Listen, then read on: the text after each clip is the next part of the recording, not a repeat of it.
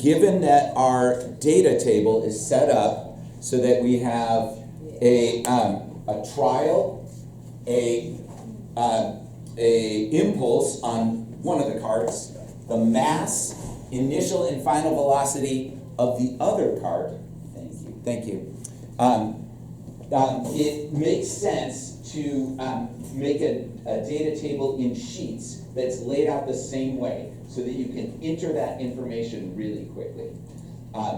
So I'm going to show you, I did that already. I'll show you what it looked like, and you'll see my data from yesterday that I took. I'm going to take some more data today if by various and sundry carts are working. I don't know if they are. So here's what it looked like in sheets when I did this the other day. I have my trial.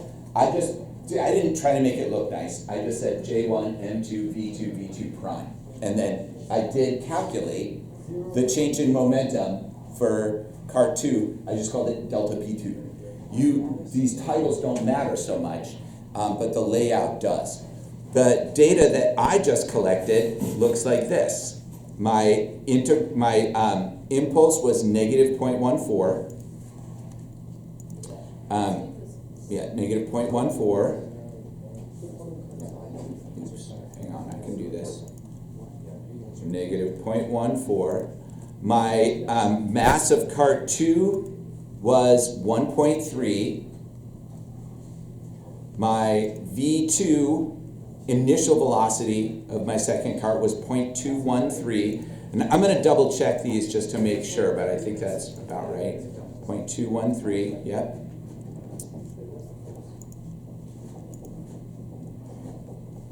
My final velocity of cart 2 was about 0.3. Let me check that too.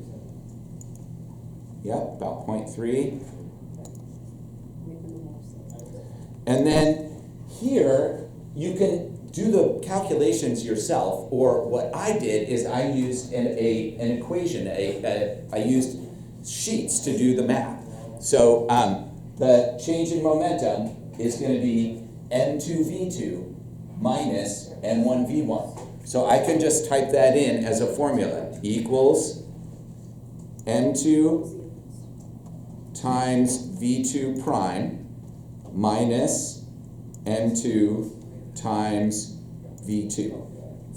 And there's my change in momentum, which is the same thing that I calculated before.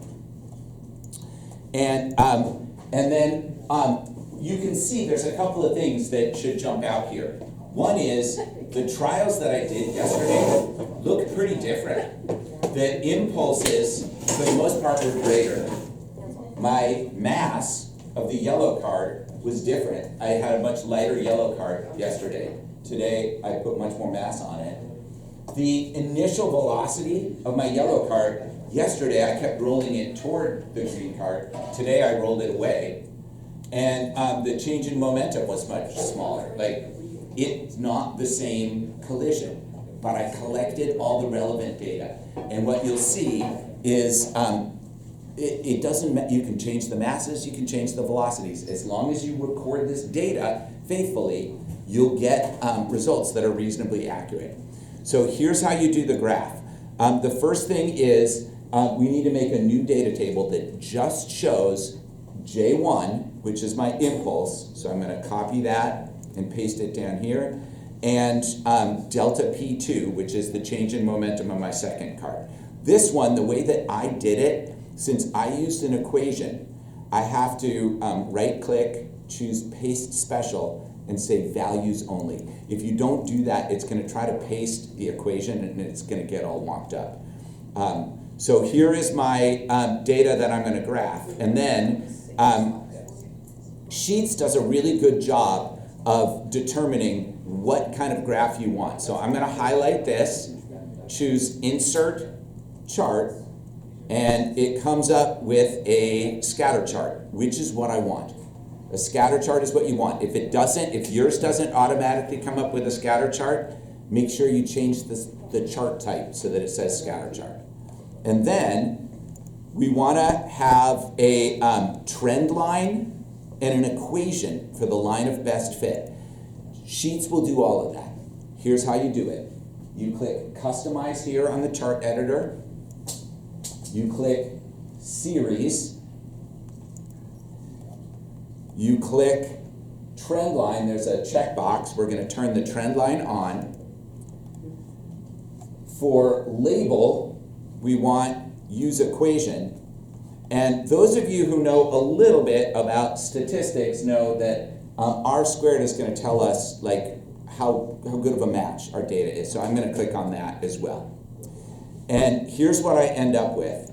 I'm going to just copy this and put it into my document, and then I'll show you how we can interpret this information.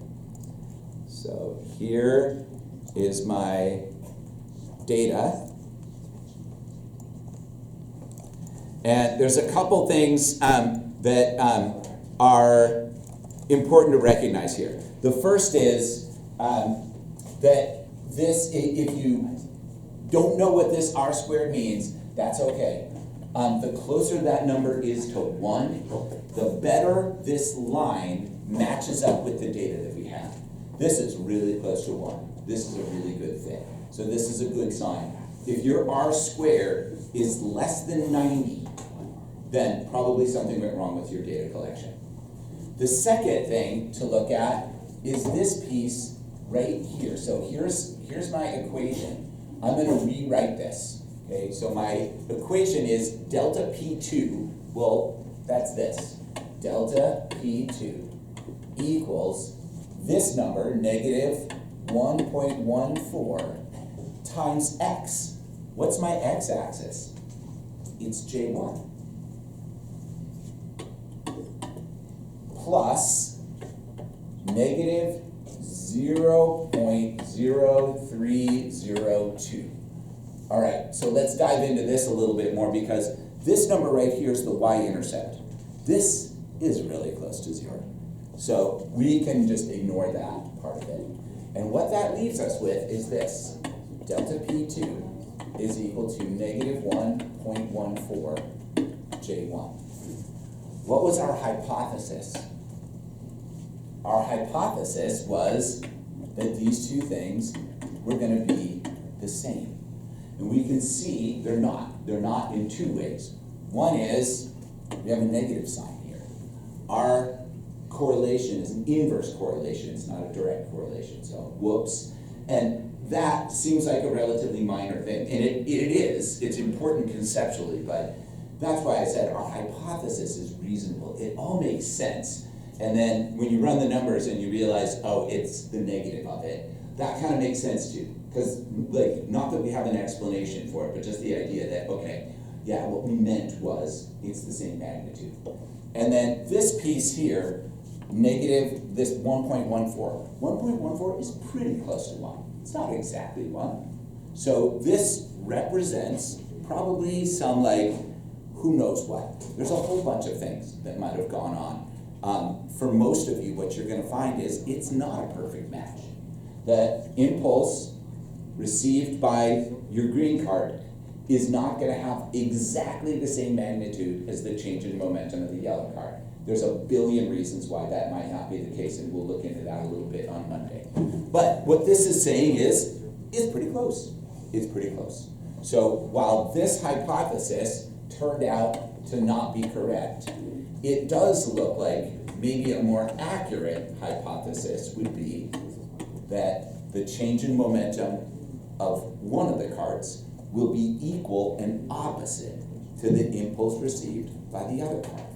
This is a revised hypothesis. This seems to me to fit the data pretty well. Some of you may find that your data is even closer than this. And some of you might see something slightly different. I'm going to guess, if I go back to my data over here, I'm going to guess a couple of things. One is, I'm going to guess that my force wasn't exactly 0 on either side of this. So I'm going to play around with this just a little bit, just because I'm curious. So if I highlight this and then zoom in, Yeah, I can see this force isn't right at 0. And then I'm gonna highlight this area, and I'm gonna just highlight like different chunks of it. Like this looks like the main part of the collision here. And if I do the integral there, it's a little bit less. It's not 0.14, it's 0.13. And if I put that into my sheet here, negative 0.13, then my correlation coefficient drops a little bit, my line gets a little bit closer. I think that, you know, there's a little bit of messiness with this data and with the calculations. The other thing is, if I had used the average force and the time of negative 0.6 and 0.22, I would have gotten 0.123. So that brings me even closer. My correlation coefficient keeps dropping, my line keeps getting a little bit better. Is it perfect? Nope. Nope, it's not perfect. And it doesn't need to be. But all of the evidence that I've gathered so far, my 6 trials of data, seem to indicate that my hypothesis was pretty much okay. It was wrong in one critical way, which is that I didn't take direction into consideration. The direction of the impulse on one card is going to be opposite from the direction of the change in momentum of the other card. But my intuition that those two quantities would have the same magnitude, that does seem to be reasonably accurate. Okay, so what I'm going to do is post these videos so that you all can watch them at your leisure. I'm going to leave this information up on the screen, and if you didn't get good data or you didn't get enough data, you can use mine. What you can see is, as long as you collect this data and your track is level, and like things didn't go seriously awry with carts flying off the track or something, that actually you can use anybody's data. We could theoretically combine everyone's data in the class and make one big spreadsheet. It doesn't have to have, the collisions don't have to be the same speed, you don't have to have the same masses. As long as you measure these 4 quantities accurately, you can come up with a comparison that should work. So if you didn't get enough data, feel free to use this. I'm going to post the video, and then